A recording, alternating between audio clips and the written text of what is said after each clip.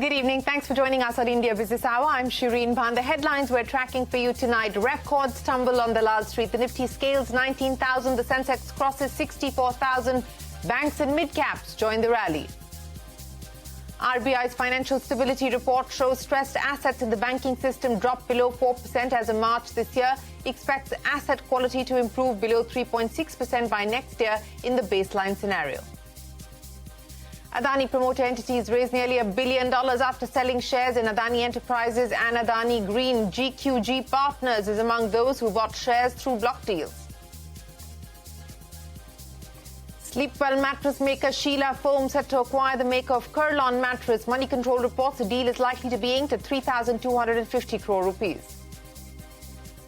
Bajaj Auto and Triumph launched two 400cc motorcycles, the first products under their partnership in India. Sources say the new motorcycles are likely to be priced under 3 lakh rupees.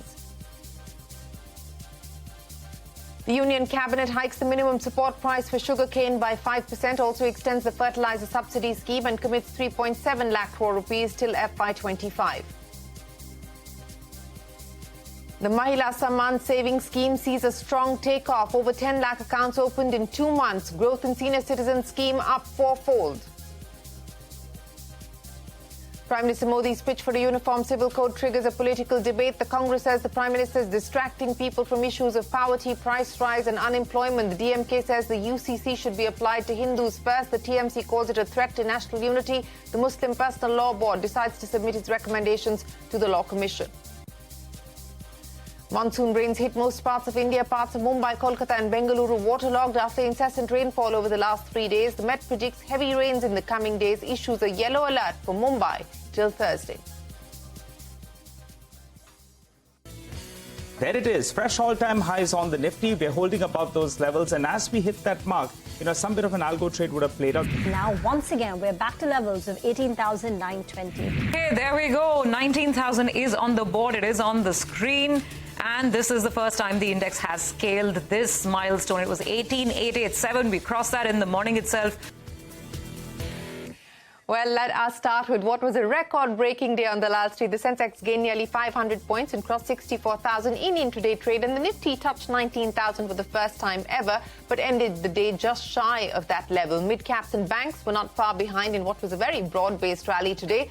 All sectoral indices ending in the green. So what's next? Here are market experts on the road ahead, starting with the CEO of the NSE, Ashish Chauhan. It's a great, what I call the highest ever. Nifty touched 19,000 today. And I think it's a great moment for India. It's just the beginning. But it's also a reflection on Mr. Modi's visit to US and the outcomes. Currently, even in US dollar terms, the returns are not hot. I mean, the index is not all-time high. So I would say it is just a good start. But you should look at the last X number of years annualized returns, let's say last 5 years, and they are in the same range as the last 10 years and then same range as the last 15 and 20 years, which is in the range of 13, 14, 15% per annum. This number we can celebrate, but we should not take our eye off the ball. India is a massive market. I think the growth is coming through, which you saw in the last quarter and the last full year GDP numbers. I think consumption is returning as well. And obviously investments being driven by the government infrastructure spend. I think all of this is coming together nicely. And of course, there's a lot of interest in India overseas, which is why you're also getting such huge amount of stock market flows from the foreigners. So I think it's a combination of things coming together. It's an interesting time for India. I wasn't always a bull on India, although I regret that. I should have been. And I am now, and I think it can go higher. And don't worry, it won't take long, but there's 4 reasons. 2 are domestic and 2 are overseas. And the one that I'd start with is that the government has laid foundations that are now being built on for a very strong economy. China was the market in Asia, which everybody wanted to be in. It isn't anymore. I don't think it will be for a very long time. Our markets are seeing Triveni Sangam of flows, sentiments, and fundamentals. Global as well as local investors are buyers, and the supply from IPO, OFS, QIP hasn't emerged as much. Undoubtedly, flows are pulling the prices higher. Flows and sentiment can reverse in no time. you need fundamentals to back up the valuation. A mere 4% rally this year, but a new all-time high for the Nifty. More than 20 days after the Nifty Bank climbed to a new high, the Nifty has done the same. The previous high, remember, was 18,887.6 made on the 1st of December 22. It's been taken out today. So I thought it makes sense to take a quick look at fundamentals which are underpinning this optimism in markets. I count 5. First is growth, and this is because we starting top down. Growth prospects generally are looking much better for the country. In the fourth quarter, Jan to March 23, India's GDP saw a re-acceleration of sorts, reaching a year-on-year growth rate of 6.1% compared to 4.5% in the previous quarter. As a result, economists have generally upgraded their forecasts for the full year FY24 growth. We've seen a rapid pace of disinflation, right, which has raised hopes of lower interest rates at some point late this year or early next year. And this is the data, right? 3 months flat, India's CPI has fallen from a level of 6.4% to 4.25% in May. Even core inflation is finally showing signs of softening. Good news for consumers and businesses. Now let's come to earnings, right? Corporate earnings. Analyst consensus expectations for MSCI India is to post a very healthy earnings growth of near 18% this year. Now this will have to be watched. Growth did pick up in the fourth quarter as compared to the third quarter of last year, but it's still not quite there. Let's focus on some structural drivers as well. First is the government's focus on infrastructure spending with multiplier effects for the rest of the economy. Second is the mood around manufacturing businesses in India, which of course is reflected very well in stock markets. And third, India's workforce is seen as a demographic dividend. India is expected to add 100 million people to its working age labor force.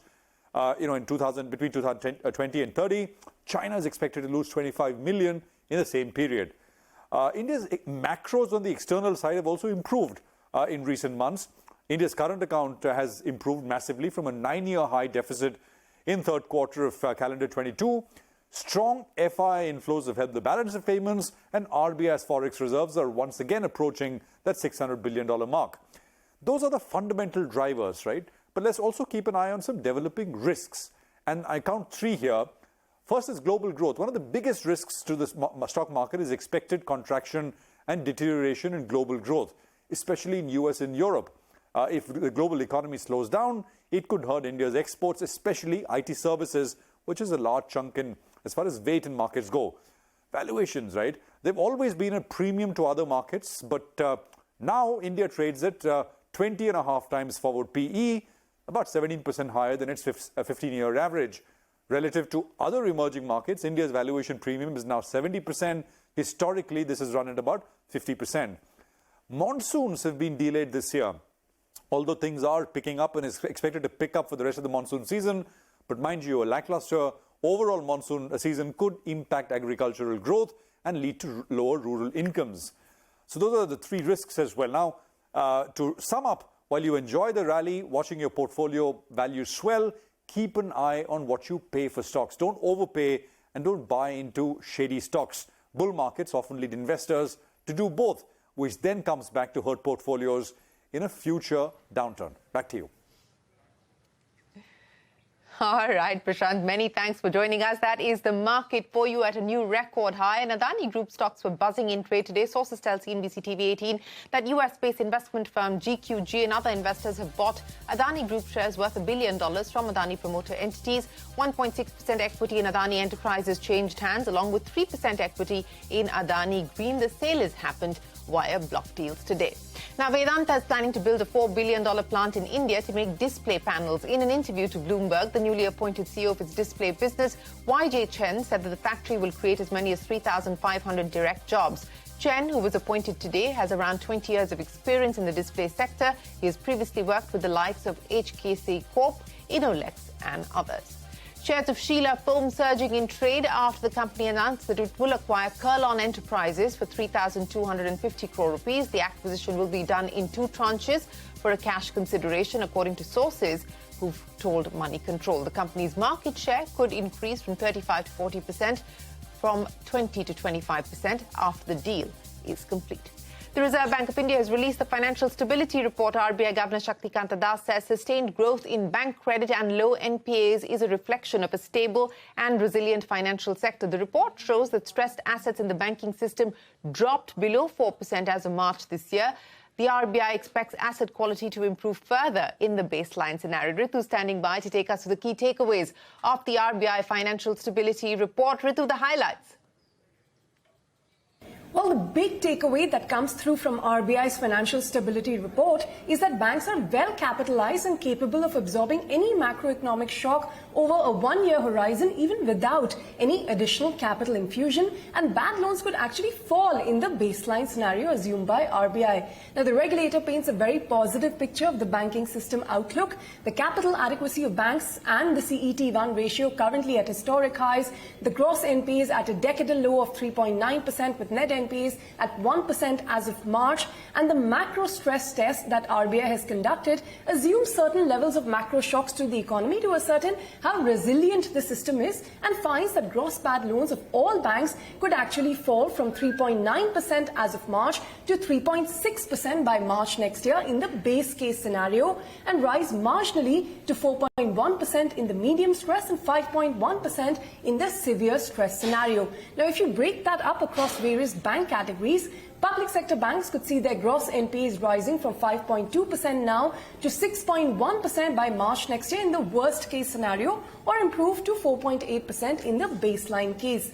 Private banks could see their gross NPAs fall to 2.1% in the baseline case and rise to 3.8% in a severe stress case. Similarly, for foreign banks, NPAs could rise in the worst case to 2.6% by next year. Now, in terms of capital adequacy, the stress test results show that banks' capital adequacy overall could fall from 17.1% now to 16.1% in the baseline case and 13.3% in the severe stress test case. However, none of the 46 banks will breach the minimum capital requirement of 9% in the next 1 year, even in a very stressed scenario, although 7 banks could fall short of the minimum capital when you include the capital conservation buffer in the severe stress scenario.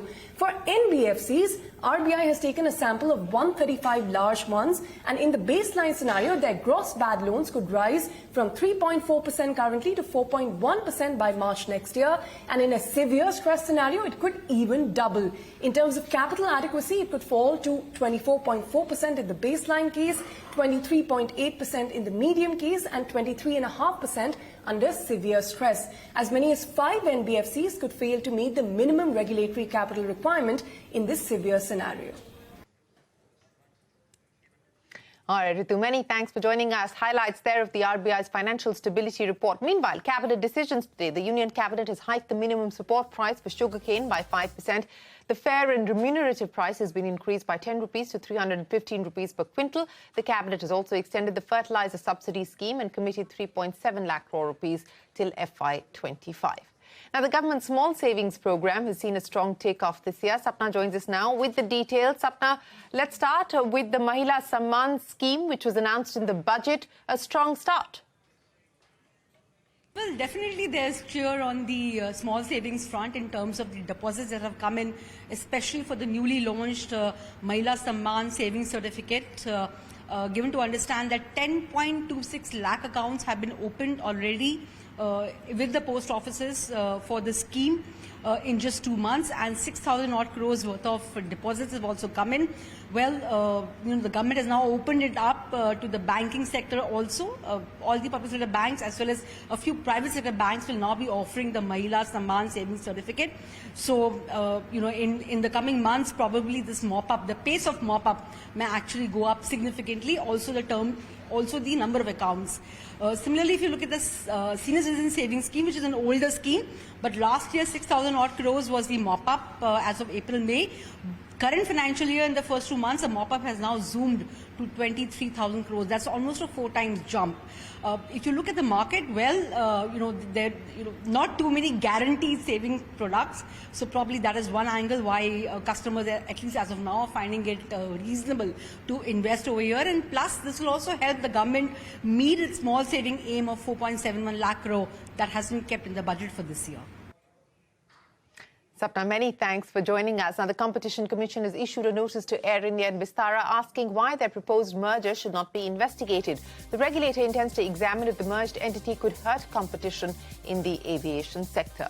More trouble for Baiju's Davidson Kempner Capital Management is in fully disbursing a $250 million loan it had extended to the edtech firm. This as per a Bloomberg report. US hedge fund is reviewing the lending decision in light of an escalating crisis at the company. The report adds that the fund has given out less than half of the convertible debt it offered as some loan agreement covenants were not met. The Enforcement Directorate has arrested Supertech Group Chairman R.K. Arora in a money laundering case. Produced him in the Patiala High Court. He was summoned by the ED 3 days ago and was being questioned. Corporate news, Bajaj Auto and Triumph have launched their first products under their partnership. The new Triumph Speed 400 and Scrambler 400X have been launched in London. With this launch, competition in the 400cc segment is all set to heat up. Bajaj Auto will take on Royal Enfield's Himalayan and Hero and Harley-Davidson's upcoming X440. Parikshit Luthra joins us now with more. Parikshit, take us through what you know about the pricing strategy for the Bajaj Triumph motorcycles. Well, clearly 400cc is going to be the next battleground for motorcycle makers like Eicher Motors, Bajaj Auto and Hero MotoCorp.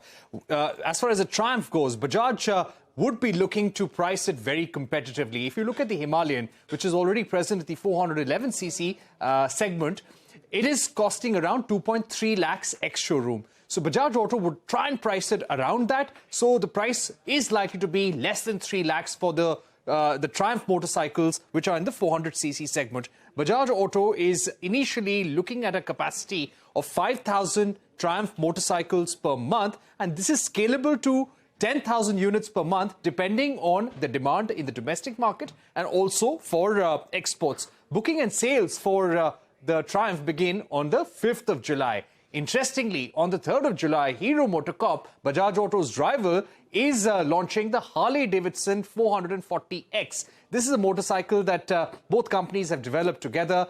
It was designed by Harley-Davidson, developed ground up at Hero's plant in Jaipur in their technology center. And Hero will also be co-branding it as a Hero motorcycle for domestic and international markets. So lots riding in on that motorcycle for Hero MotoCorp as well.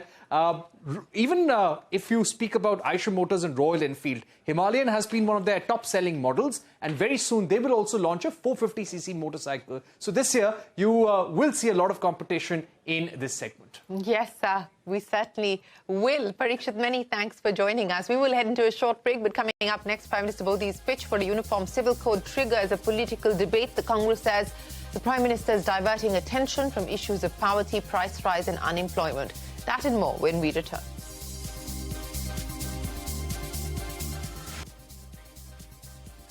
Prime Minister Modi's pitch for a uniform civil code at an event in Madhya Pradesh yesterday has triggered a political debate. The Congress party alleges that the Prime Minister is raking up the issue to divert attention from the issues of price rise, unemployment and Manipur. The Aam Aadmi Party has said it will support UCC in principle, but has urged for a consensus on the issue. The All India Muslim Personal Law Board has said they will oppose the code and are preparing to file a response to the Law Commission. आजकल हम देख रहे हैं कि uniform civil code के नाम पर ऐसे लोगों को भड़काने का काम हो रहा है। आप मुझे बताइए, एक घर में परिवार के एक सदस्य के लिए एक कानून हो, परिवार के दूसरे सदस्य के लिए दूसरा कानून हो, तो क्या वो घर चल पाएगा क्या? कभी भी चल पाएगा क्या? फिर ऐसी दोहरी व्यवस्था से देश कैसे चल पाएगा? हमें याद रखना है कि भारत के संविधान में भी नागरिकों के समान अधिकार की बात कही गई है। कुछ दिखाने के लिए नहीं है, विकास नाम की कोई चीज नहीं हुई है। केवल और केवल चुनाव प्रचार में व्यस्तता प्रधानमंत्री जी की रहती है और अब ध्यान हटाने के लिए, लोगों का ध्यान भटकाने के लिए एक अलग कोई न कोई मुद्दा छेड़ा जाता है। जो यूनिफॉर्म सिविल कोड है वो भारत की संविधान की जो मूल भावना है, जो भारत के संविधान में जो प्रावधान है धारा 44 में, उसके अंतर्गत ही जो है उस पर सारे काम होने हैं। उस यूसीसी कमेटी उस पर काम कर रही है और वो सबके हित में आएगा। एक देश में सबके लिए एक समान कानून होना चाहिए, इसकी मांग लंबे समय से उठती रही है। सैद्धांतिक रूप से हम यूसीसी का समर्थन करते हैं। यह एक ऐसा मुद्दा है जिस पर सभी विपक्षी दलों से, सभी संप्रदाय के लोगों से बैठकर बातचीत करके कंसेंसस और सबको एक मत में लाकर ही इसको आगे जाना चाहिए।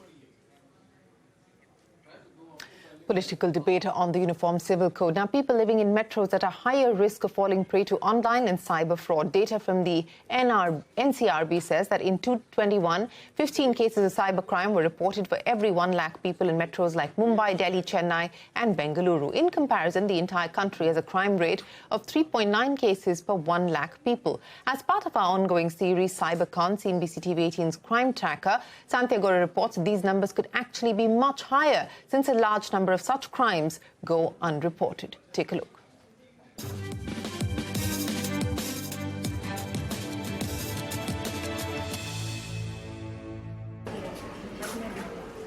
"36-year-old Neeta Kadam is a single mother to 16-year-old Parth.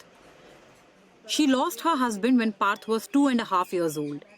Neeta lives with her in-laws in Mumbai's Shivdi locality and works as a cook to support the family. तो अभी काम करती हूँ, 3 घर में काम करती हूँ, तो होता है 20-25 हज़ार में तो मिलता है। अक्टूबर में आया था, 23 तारीख थी, तो फ़ोन आया था तुम्हारा एसी सर्विस करना है क्या? तो हम लोग तो हाँ बोले। तो फिर उन्होंने बोला कि आप 5 रुपये जीपे कर लो। तो मेरे लड़के ने जीपे किया 5 रुपये। फिर भी मैं बोल रही थी उसको कि नहीं करना है, ऐसे फ्रॉड केसेस आते हैं तो मत करो।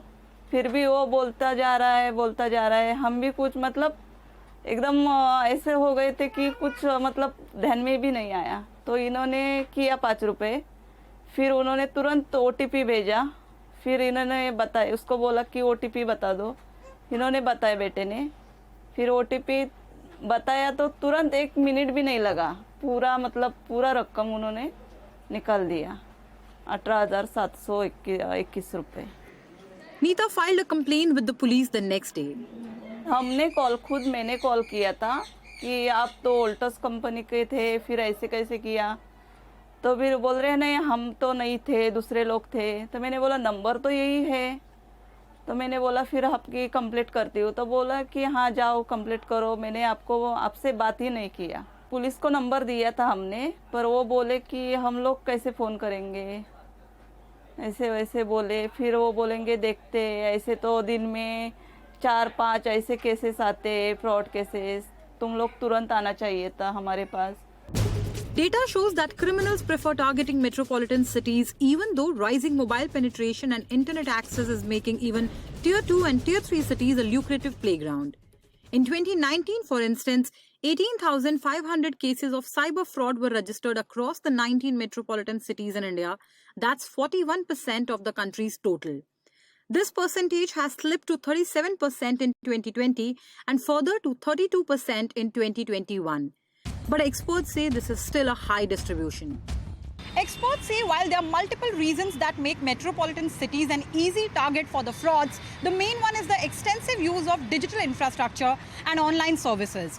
Since more people in metros subscribe to multiple online services, their data is available with multiple service providers. And so frauds have more avenues to access this data and once accessed, a large data pool to use for their nefarious activities.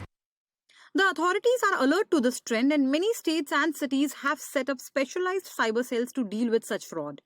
But they say there are multiple operational hurdles which make it difficult to bring the crime numbers down.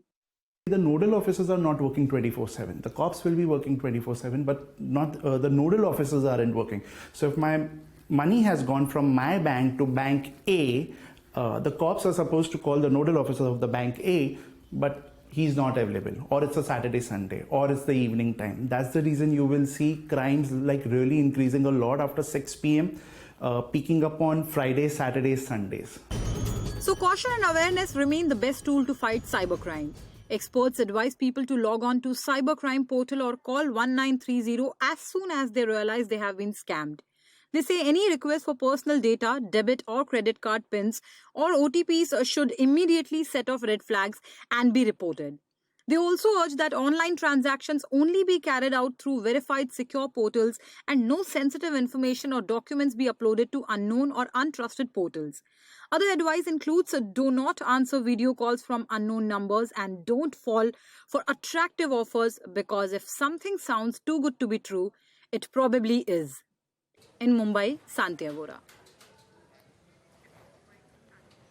And with that, it is time for us to wrap up this edition of India Business Hour. Thanks very much for watching. Remember, the markets will not be trading tomorrow on account of Eid. From all of us here, Eid Mubarak. Thanks for watching. Good night.